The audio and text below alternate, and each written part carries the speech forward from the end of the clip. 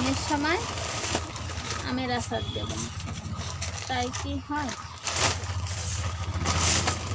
দেখো কতগুলো আম নিয়েছে আমাদের বাগান থেকে, দেখো কতগুলো আম। এই আম দিয়ে আমি এখন আচার তৈরি করব, আর কিছু আম রোদে শুকাবো।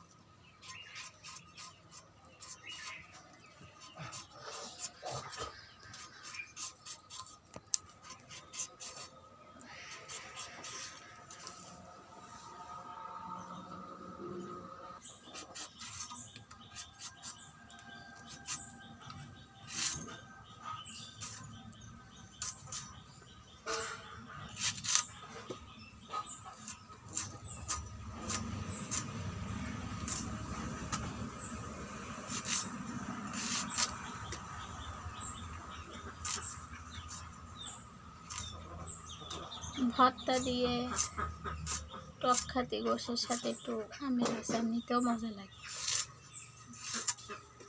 সকালবেলা আলু ভাতে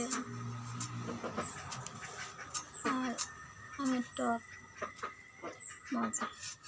এই সময় আম শুকায় রেখে দিলে অনেক বছর পর্যন্ত খাওয়া যাবে।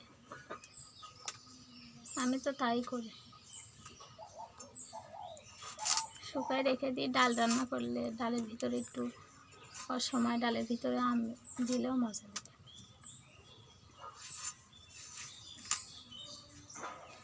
আমার মতন কে কে আমের আচার খেতে ভালোবাসেন কমেন্টে জানাবেন।